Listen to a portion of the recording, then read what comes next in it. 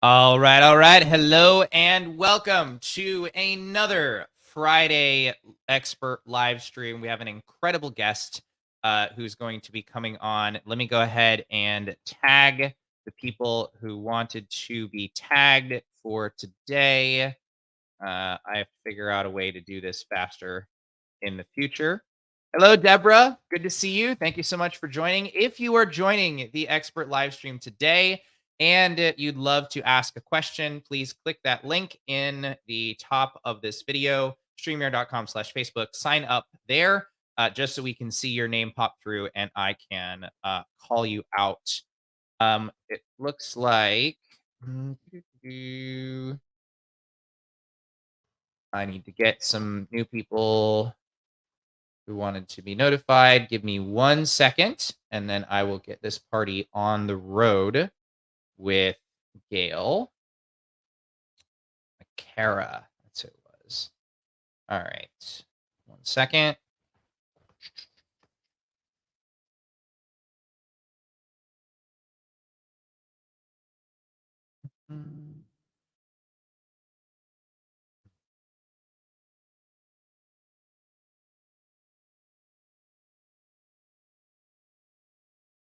All right, cool. So today we have an incredible guest for the Friday expert live stream. We're bringing on Gail Sawchuk of Growth Capacity Services. You guys are going to really love this. She's going to be talking about how do you get those corporate sponsorships, those business sponsorships from local businesses in your community or businesses that you're looking to approach, and what makes those different than individual donations. Here, as always, to help you grow your nonprofit and reach to new heights. Welcome to the Friday Expert live stream, Gail Sawchuk. Dan, thanks for having me. I'm really excited to be here. I love that you are linking all these nonprofit leaders with experts in all the different fields. As a nonprofit leader in the past, I know it can be really lonely and overwhelming and tons of information. So thank you for doing this. Absolutely, absolutely. And my first question to every leader who comes on here is what made you get into this crazy world of nonprofits? It's not for everyone. Like, you can make a lot more money in corporate America usually. So what made you get into this crazy world of nonprofits? Yeah, so my degree is in social work. I have got a bachelor's degree, and my husband likes to joke when I went back to get my master's degree, I did that to make $12 an hour instead of $8 an hour. So, yes, I agree.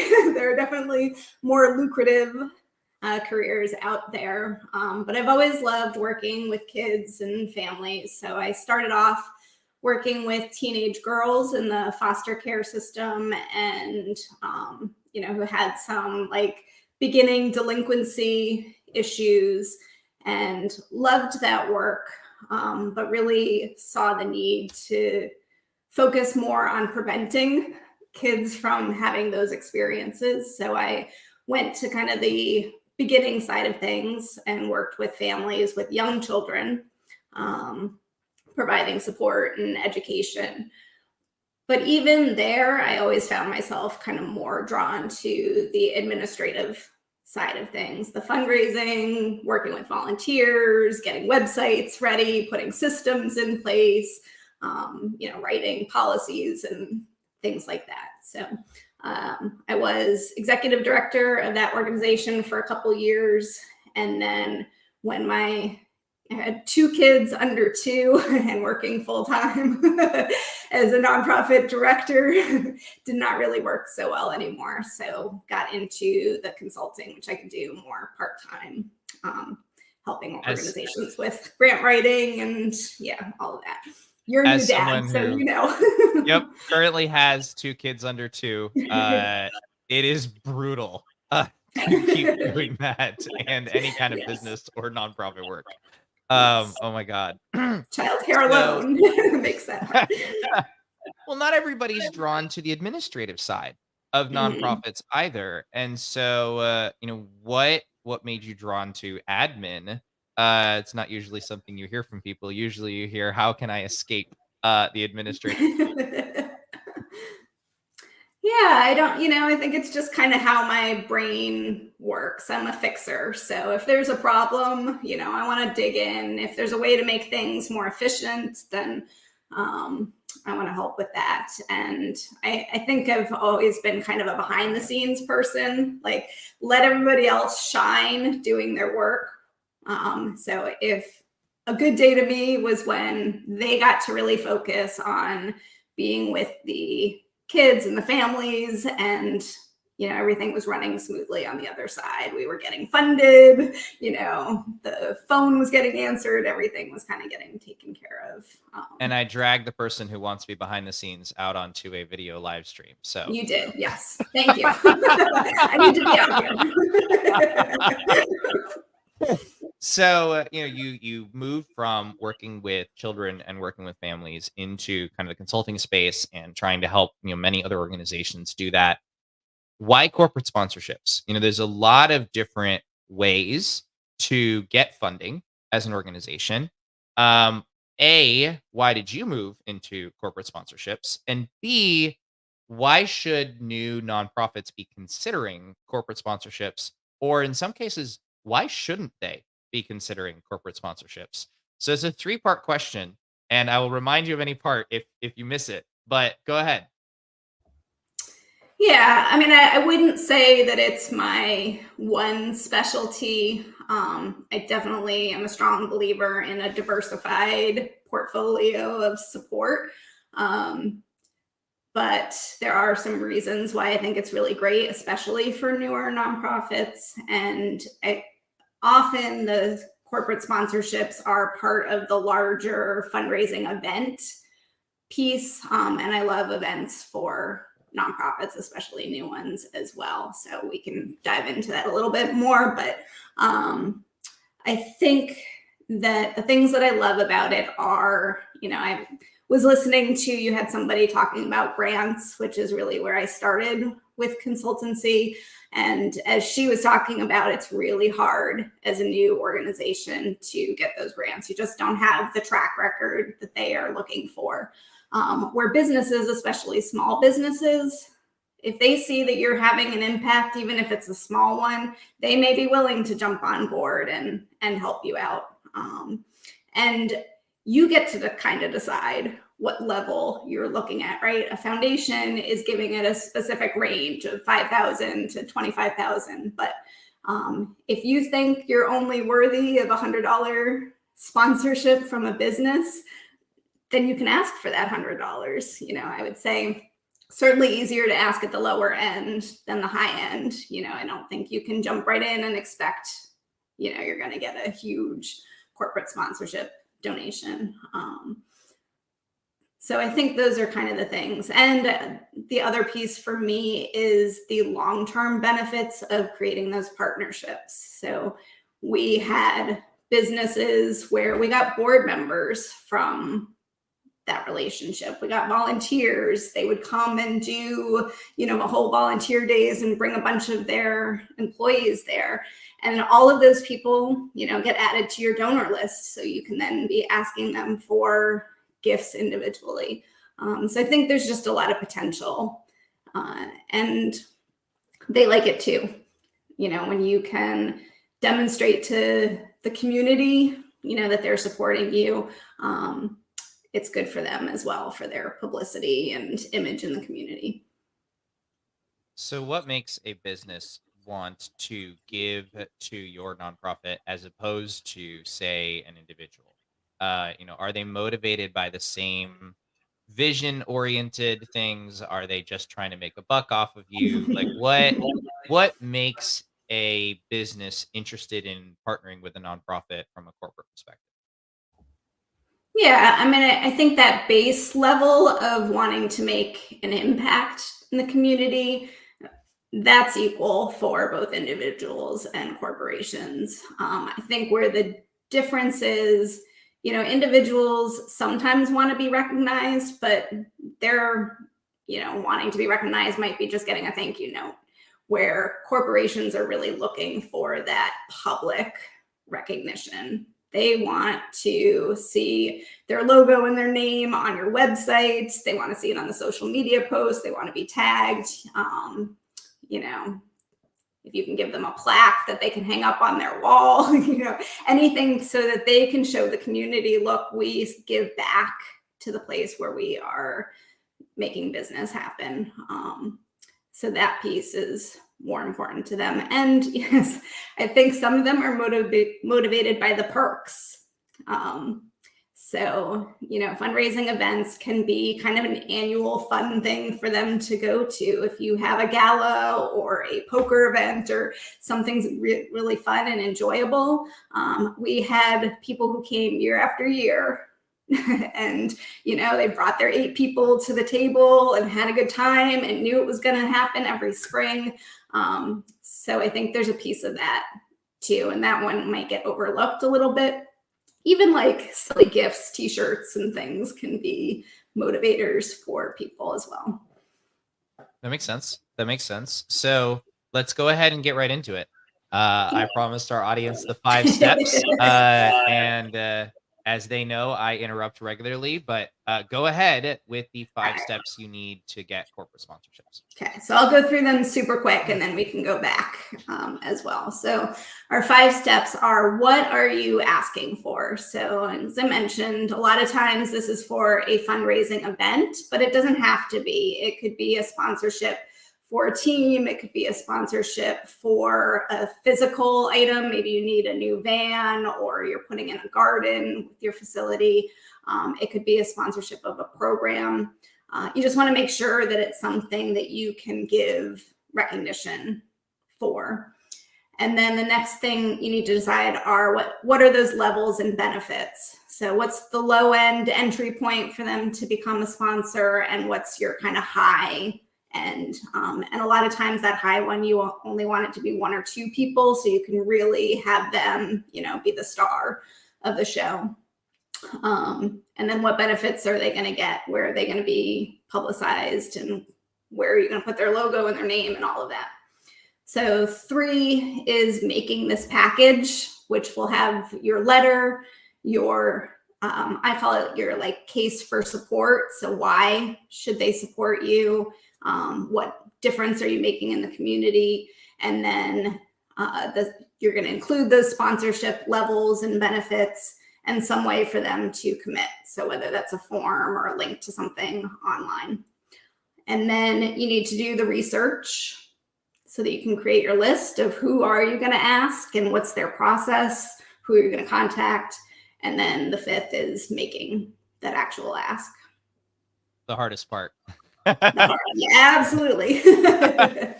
So let's talk through number 1. Okay.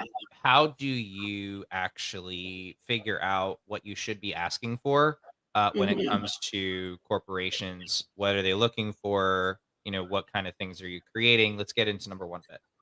Yeah. You know, I think maybe think about what your needs are. If there's something specific that you're trying to raise money for, would it be a good fit for there to be a sponsor?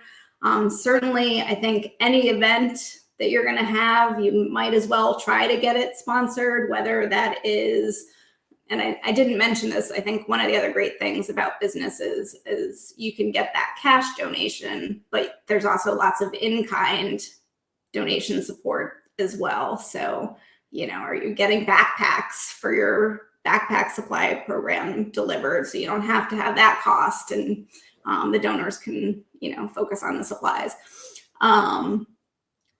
So yeah, I think that's kind of it. What's the need and what's the best fit for something that you can publicize out to the public?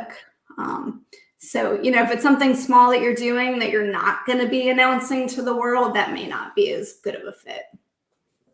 So what, other than events, what attracts corporate sponsorships?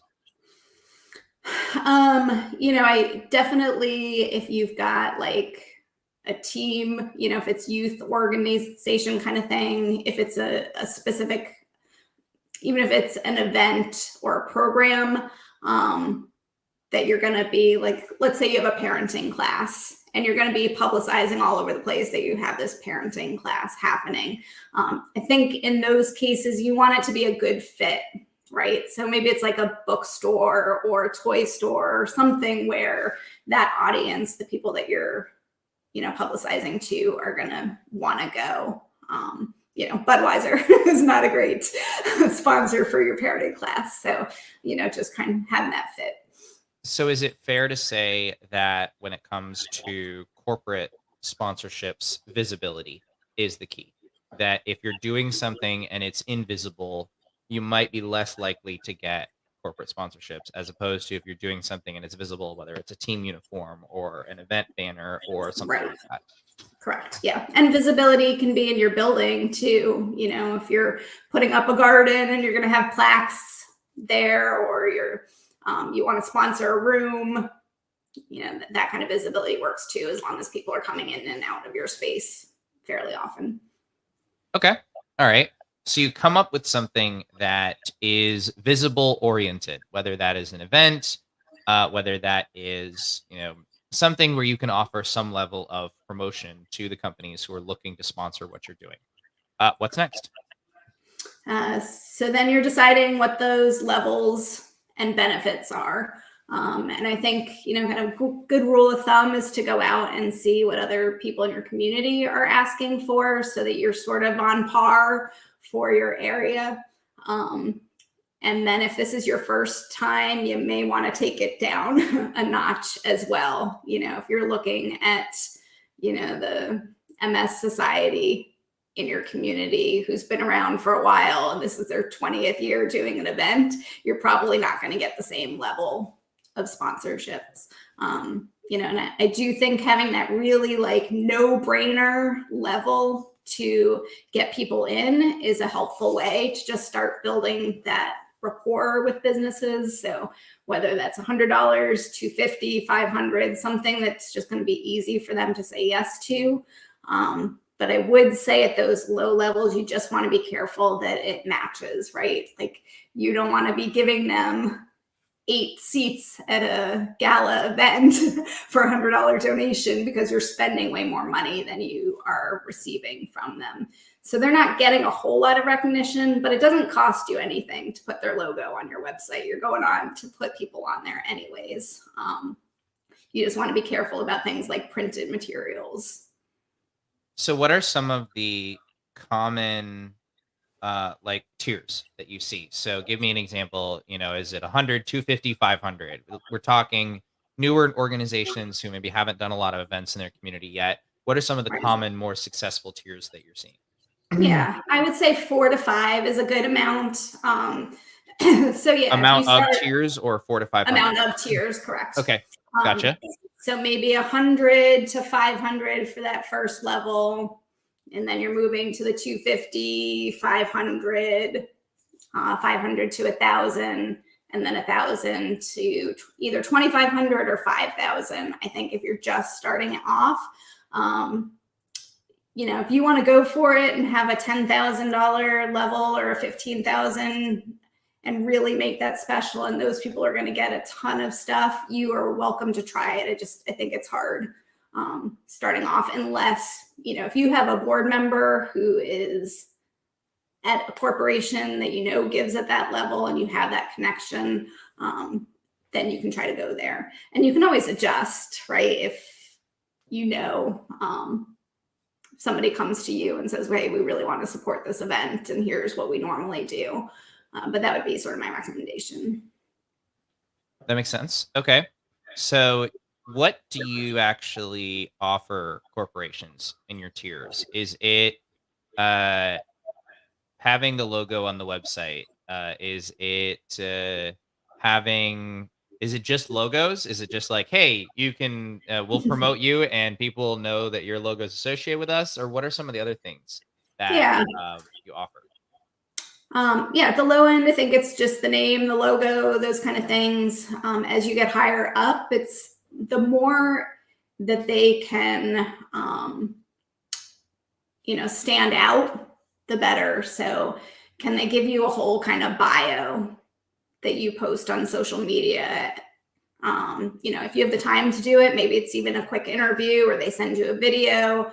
If it's a live event, can you invite them there to come up and speak? And that one, you want to be really careful about, that you are not letting them, take over your whole thing. So the video is helpful. You can say, we're going to play a 2-minute video on our Facebook page and at the event, and then you're not worried that they drag on for 15 minutes at your event.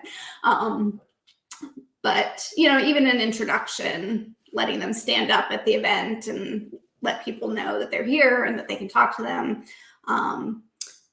Those perks, again, are kind of fun to do. So if you have a band at an event and they can sign a CD, if you want to put together like a little gift bag of auction items that you received, or get donations specifically for them, those kind of things can be fun. A backstage pass. I think this is maybe not a beginner entry level thing, but you could have like a special cocktail hour for your sponsors so they get a little bit of one-on-one time with the organization. Invite them for a tour of your facility. I think there's some kind of standard ones you can look and see what other people have done, but being creative with additional things that build that connection, particularly, I think are great to offer. So I'm curious, and this is a little bit off topic, but it's somewhat related. How do you hold a profitable event? Profitable, obviously, in quotes, as nonprofits, but how do you hold an event that is not just revenue positive, if you will, but also worth all of the time and money that everybody is putting into putting on the event, that could have been going to something else, especially if you're new? Like, what do you do to create an event that is actually successful, as opposed to a lot of effort for more or less exposure? Yeah, it's a great question.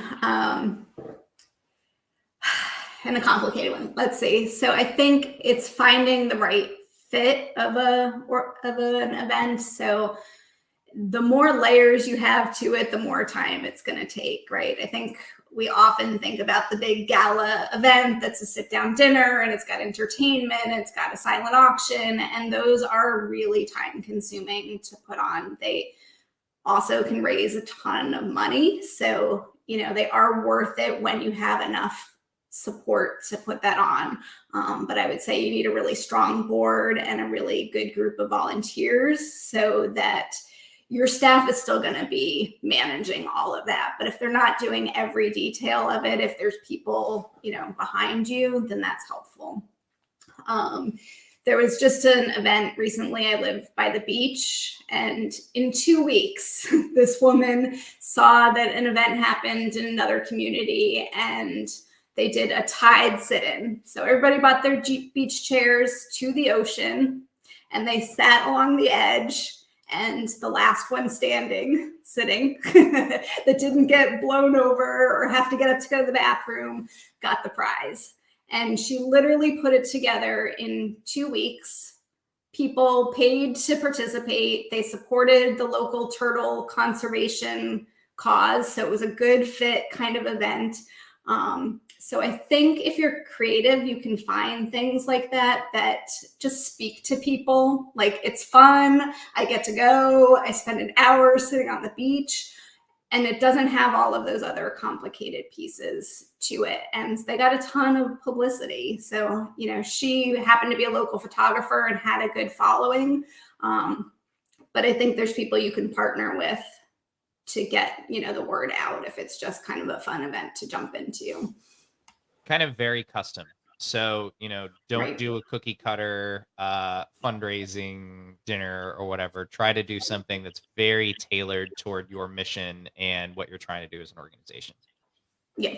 Yes, that certainly helps. And, what's tailored to your community as well. I think that that's really what gets people excited. If it's something that makes sense for where you live and celebrates, whatever the thing is, for us, it's the beach. Yeah. And I think also if you can partner with a Rotary Club or a church or somebody who is already really good at putting on events. So we did a golf tournament once and it was all put on by the Elks Lodge. All we needed to do was put our name on it and help them fundraise it, but they did it for us.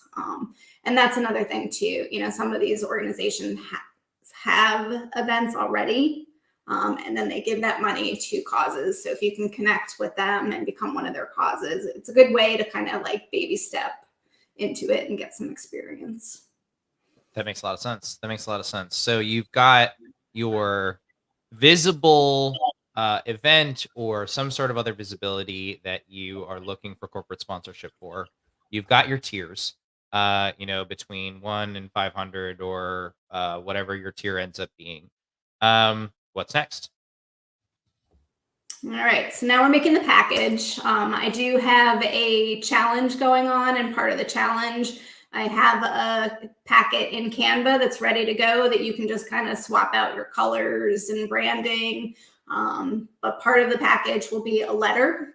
You want the letter to be short and sweet. Just what is it that you are asking for support from? Why should they support you, and how? You don't want to go on and on and on. Just make it really succinct and compelling.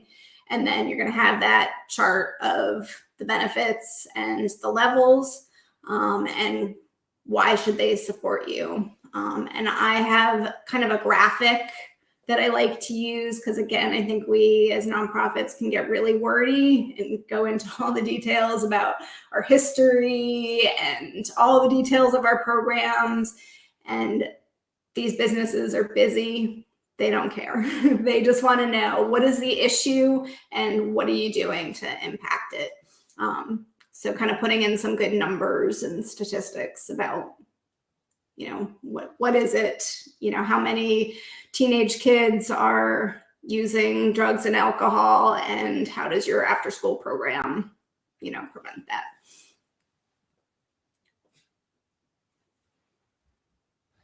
Absolutely. Putting together your case statement and laying out the specific problems in your community that you're looking to address. If you have some specific stats, and if you have like maybe an impact story or something like that you can share about the work that you're doing, really leaning into that vision part works for corporate partners too, not just the individuals. So in a moment, we are going to have Gail's giveaway for those who are watching live. Thank you again for tuning in to the Friday Expert live stream. In a moment after that, you'll also be able to ask any questions that you have, Gail. Of course, any questions you have, go ahead and pop them in the chat. I will bring them up to Gail throughout this broadcast.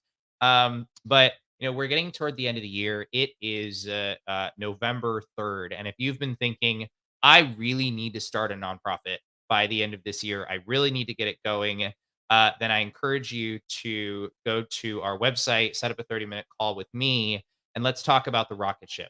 Let's talk about the program that takes you from having an idea to a organization that has its foundation, its North Star, and its project that has is filed with the state and has your C3 status and has a system in place that can raise you your first 50,000. So go to nextlevelnonprofits.us. Let's talk about the rocket ship. If you know of somebody who you think would benefit either from this live stream or from more one-on-one help, of course, direct them to our website, which will be getting a makeover fairly soon. I have all of our programs listed on there. Should be a lot easier once that's done. So thank you so much for listening in to this Friday Expert live stream.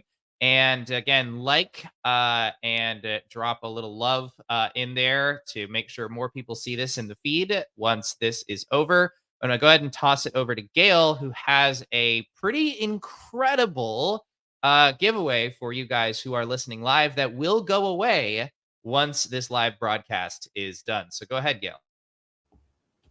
Yeah, so I would love to offer a free coaching session, 45 minutes to an hour, specifically if you have questions about doing your first corporate sponsorship launch, But some general fundraising event questions I'm happy to answer as well too, if you're starting to plan or want to do an event but have no idea what the right fit for you is.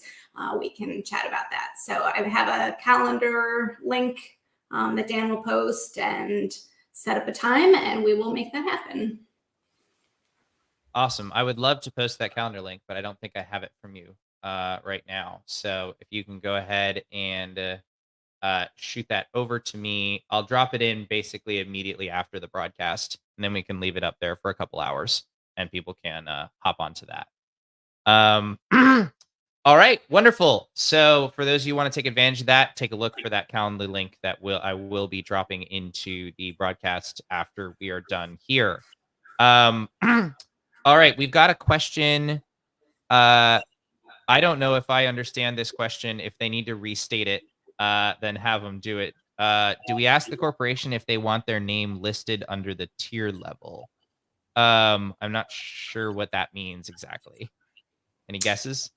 So I'm guessing, when you see like a website with the event information and they have the gold level and the silver, I would just assume that if they have, committed to a silver level, that they want to be listed under that level.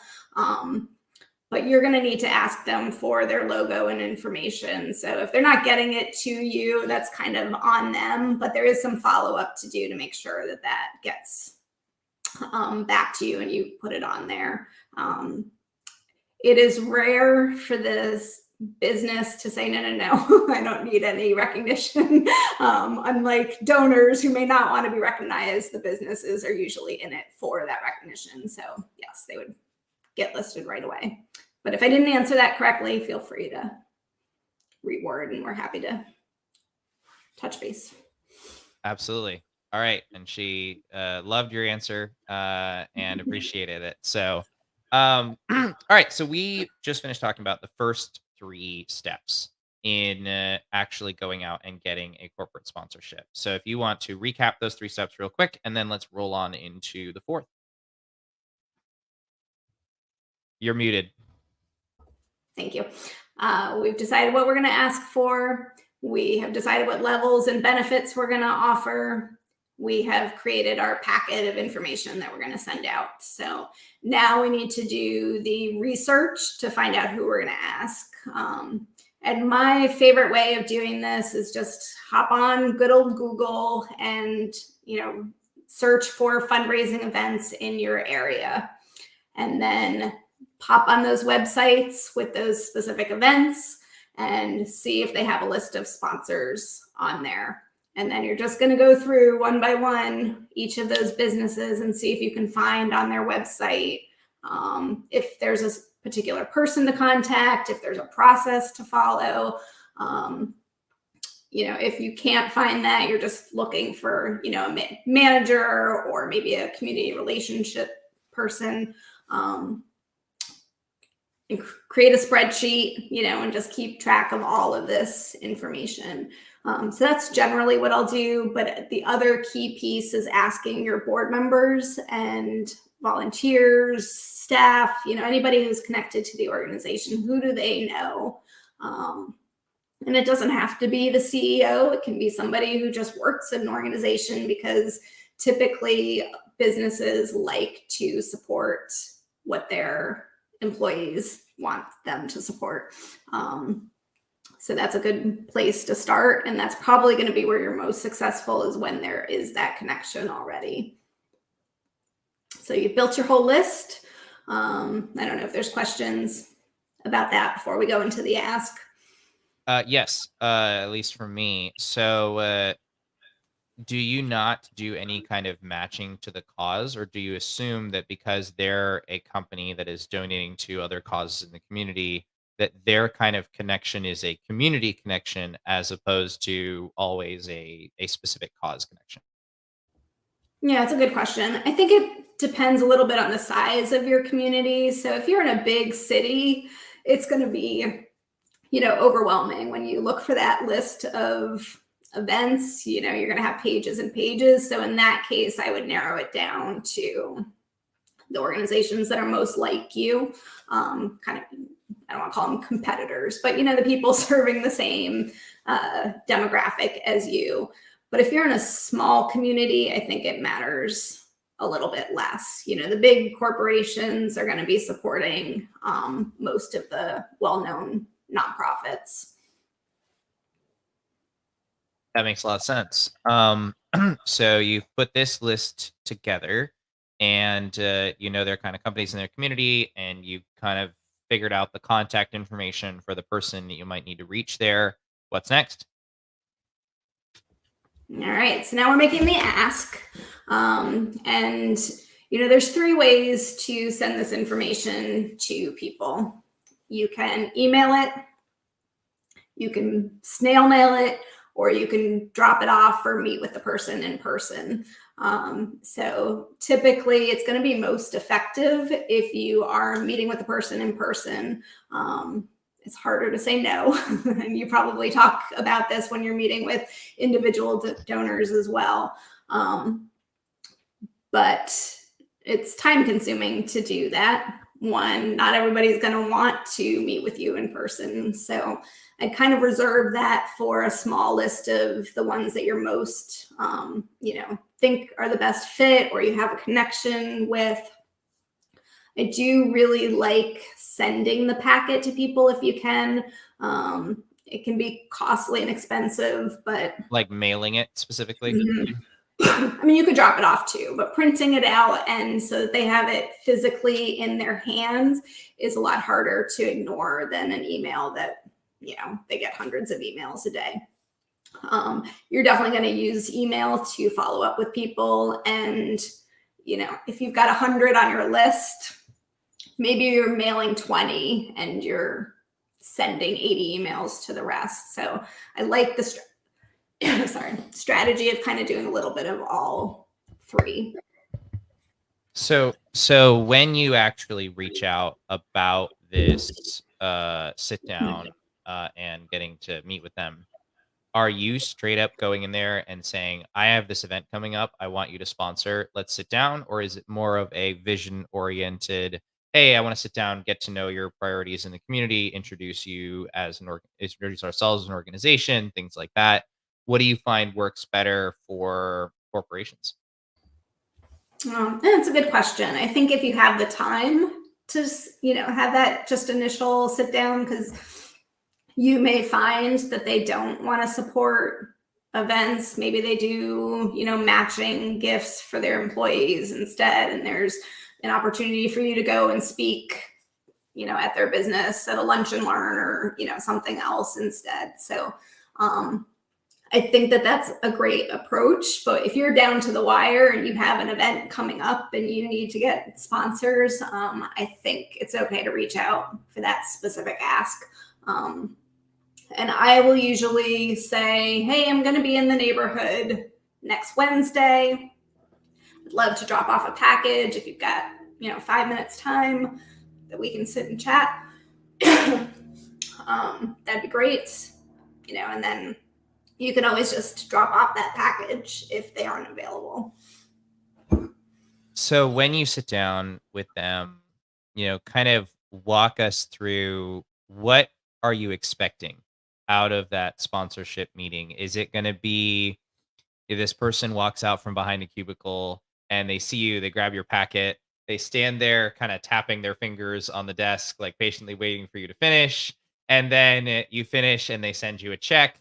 Or like, how does, and obviously it will vary on some level, but it's really helpful for someone to have some idea of how it should go if it's going well.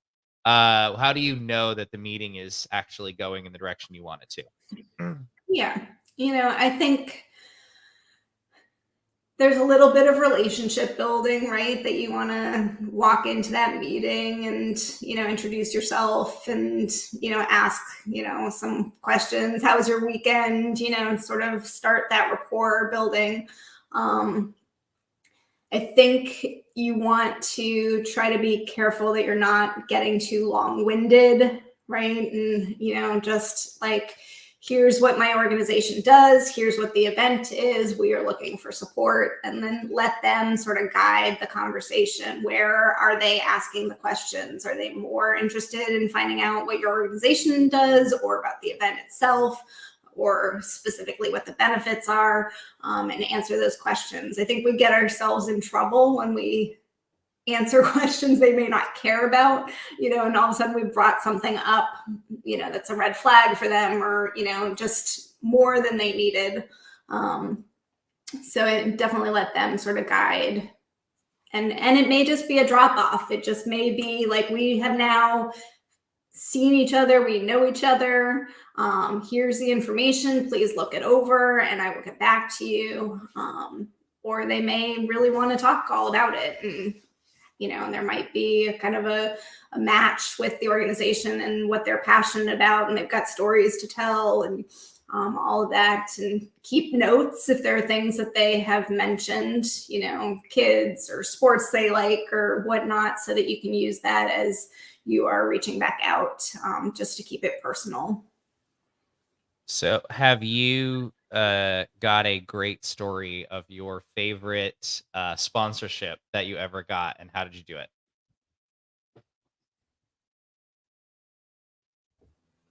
Gosh, that's a good question.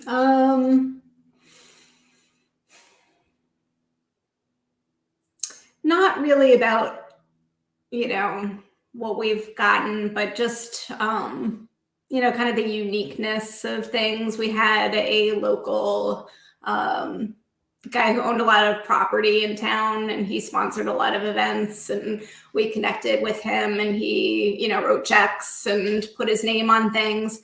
But then one year he told us that he had a garage full of antique and, upscale sports cars, and would we want to have an event at his garage?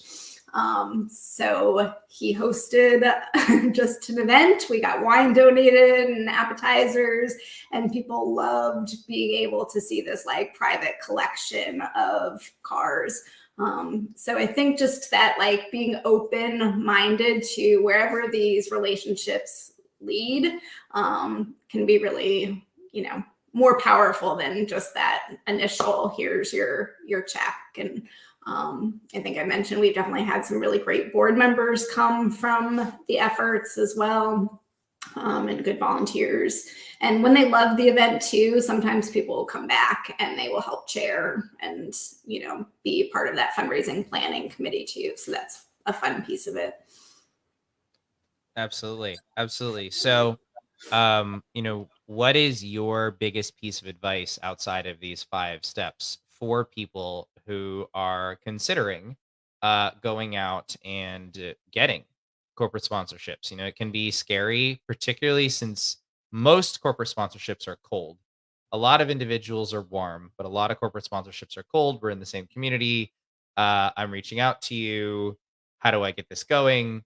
What is your biggest suggestion outside of these 5 steps for people who are considering doing something like this? Yeah, I mean, I think it's ask. If you think you want 10 sponsors, you're going to probably need to ask 100 businesses. Just be prepared that a lot of them are going to say no to you, and to not take it personally, but to, dig a little bit and find out why. They may have been tapped out already this year, and so it's not a no forever. It's a next year I need to ask earlier. Or they don't support your cause, so then you can take them off the list. But I think it really takes practice to get your message right. It takes practice to make that ask. It takes relationship building. So, it's a little different, I think, than the foundations where you need to be really ready. You want to present yourself as good as possible. Here, I think it's okay to do it a little bit sloppy, just to get practice, trying it by email to see if that's successful, by phone call. And then follow up is really important too. You can throw out a bunch of, 100 different emails, but if you are not following up, it's very rare, right? That you're going to send the email and then the check's going to be in the mail the next day. It's going to be because you were on them. And I would say pester, no, that's maybe not the right word, follow up until they say no, right? Because you don't know if they didn't receive it, if they got busy, you don't want to be contacting them every day, but set up a kind of cadence of checking back every week. Once they say no, be gracious, and that's, I'd love to hear why, and move on. But if they haven't said no, it's not a no yet. So just, kind of be consistent and stay on it. And a lot of these pieces are really great for volunteers and board members to help out with. So that research piece, particularly, if you can get somebody to just send out the emails from your email address, so you're not having to do that. But I think picking up the phone and making that call is really the executive director is going to be the best one to do that, to make that connection. To the rejection point, there's a really good phrase that I saw in a fundraising email recently, which is it the project, is it the amount, or is it the timing? Because it tends to cover the top 3 reasons why people reject what you're doing. And I always encourage anyone who's doing fundraising, a no with an explanation is almost as valuable as a yes. Because if you get enough no's with the explanation, you learn what you need to do differently in order to not end up with that no. Yeah, that's a great point. I love that. So yeah, and some of those things you can address. Timing you can address, the amount you can address, the project maybe you can address if there's a different project that might be a better fit, or that one's just not going to be right for your organization. Yeah, absolutely. All right, Gail, it has been fantastic having you on the Friday Expert live stream. Talk to us a little bit about your corporate sponsorship challenge that you have running right now and how our nonprofit leaders can get in on that. My understanding is it's free. Nonprofits shouldn't like the word free as much as they do, but they do like the word free. So, talk a little bit about your corporate sponsor challenge and how people who are listening in can get in on that. Sure. So the challenge, kind of goes through everything we went through here. You receive the template in Canva to go ahead and plug in your information. You get a Google Sheet, which has a tracker. So as you're doing that research, you can plug in all the information that you need, like website and phone number. And just some additional tips on how to ask and stay focused. It is free. There is an upgrade that you can do if you would like, and then you get kind of my personal time to look over your sponsorship package, make sure it's sounding compelling.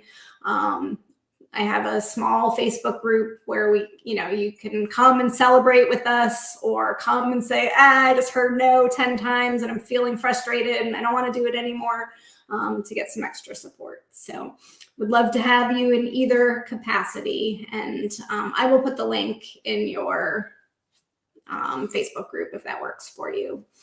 Yeah, absolutely. Go ahead and post the link in the Facebook group. And then I'll drop your link to your Calendly for those who are listening live to get that 1 hour of free coaching.